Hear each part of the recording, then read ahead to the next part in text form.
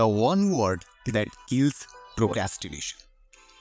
বিজ্ঞানীরা একটি স্টাডি করেছিলেন যেখানে করতে পারবো না এই কথাটাকে তারা করবো না দিয়ে বদলে দিয়েছিলেন। তারা মানুষকে দুটো গ্রুপে ভাগ করেছিলেন। দুই গ্রুপের মানুষের লক্ষ্য ছিল হেলদি হওয়া। প্রথম গ্রুপের মানুষদের শেখানো হলো আমি জিমে যাওয়া ছাড়তে চাই না, অথবা আমি চকলেট কেক খেতে চাই না। আর দ্বিতীয় গ্রুপটাকে শেখানো হলো আমি মিষ্টি খাওয়া ছাড়তে পারবো না, অথবা আমি এক্সারসাইজ করা ছাড়তে পারবো না। কিছু মাস পরে বিজ্ঞানীরা সেই দুটো গ্রুপের মানুষদের পুরস্কার হিসেবে কিছু চকলেট আর গ্র্যানোলা বার্স দিয়ে বললেন তার মধ্য থেকে একটা বেছে নিতে। প্রথম গ্রুপের মানুষেরা হেলদি অপশন বেছে নেওয়ার বেশি সম্ভাবনা ছিল। এই গবেষণাটি কি প্রমাণ করল? এটাই যে শব্দের মধ্যে অনেক ক্ষমতা লুকিয়ে আছে।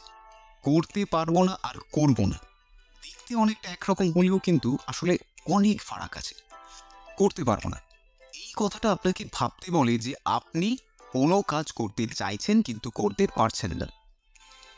অন্যদিকে করবো না এই কথাটা আপনাকে ভাবায় যে আপনি নিজের ইচ্ছায় কোনো কাজ করতে চাইছেন না। এটা আপনার নিজের ইচ্ছে যা বেশি প্রভাব ফেলে।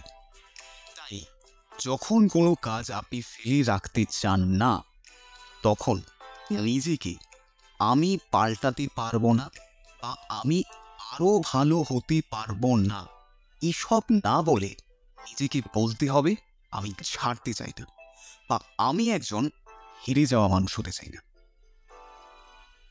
How to cheaply and quickly outsource tasks. আমরা জানি যে এই সামারিটা আমাদের শেখাচ্ছে কেন কাজ ফেলে রাখা উচিত নয়। অন্য কাউকে দিয়ে নিজের কাজ করালে আমরা নিজেরাই অলস হয়ে পড়ি, কিন্তু কখনো কখনো কিন্তু সেটাও দরকার হয়। ধরুন কিছু কিছু কাজ এতটা জরুরি হয় না, সেটা করতে গিয়ে নিজের সময় নষ্ট করতে হবে। এমন নয় যে আপনি সেই কাজটা করতে পারবেন না বা কাজটা ফেলে রাখছেন। কথাটা এটাই যে সেই কাজটা করতে আপনার অনেকটা সময় নষ্ট হয়ে যাবে, আর তেমন দরকারিও নয়।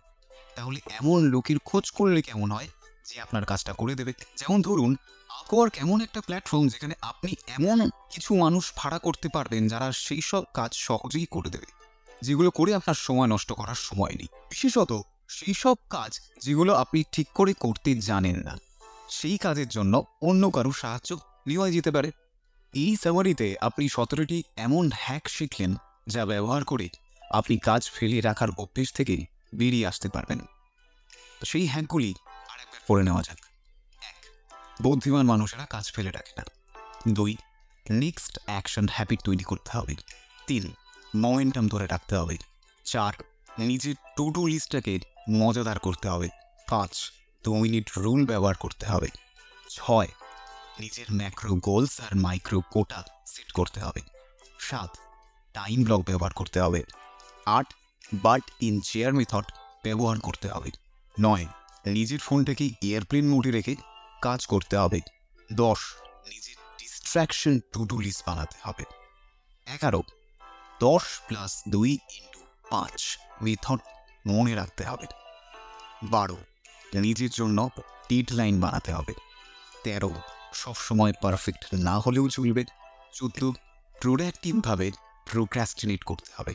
15. গোল পর্যন্ত পৌঁছানোর জন্য যে কাজ করতে হবে সেই কাজের কথা ভাবতে হবে। 16. আমি করতে পারবো না এই কথাটা কখনো বলা যাবে না। 17. নিজের কাজ করার জন্য অন্য কারোর সাহায্য চাইতেই হবে। আশা করি এর মধ্যে কিছু হ্যাক আপনি নিজের জীবনেও ব্যবহার করবেন। কখনো বলবেন না যে আমি এটা করতে পারবো না। সবসময় বলতে হবে আমি কাজটা ফেলে রাখতে চাই না। আপনি যদি সবসময় কাজ ফেলে রাখেন তাহলে ভরসা রাখুন যে আপনি নিজেকে পাল্টাতে পারবেনই। যারা এই বইটা পড়েছেন তারা কিন্তু নিজের জীবনে পরিবর্তন আনতে সক্ষম হয়েছেন। এখন আপনিও তো জানলেন এই 17টি হ্যাকের কথা, তাই এখন নিজেকে বদলে নেওয়ার সময় এসেছে।